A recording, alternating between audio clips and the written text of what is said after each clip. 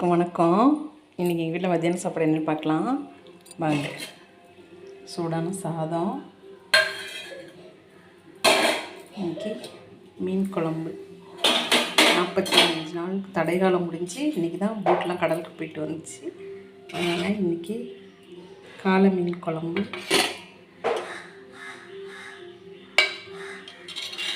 காலை மீன் குழம்பு, முருங்கைக்கீரை, இறால் போட்டு முருங்கைக்கீரை கூட்டு, இல்லை இறால் பொரியல் போட்டு முருங்கைக்கீரை,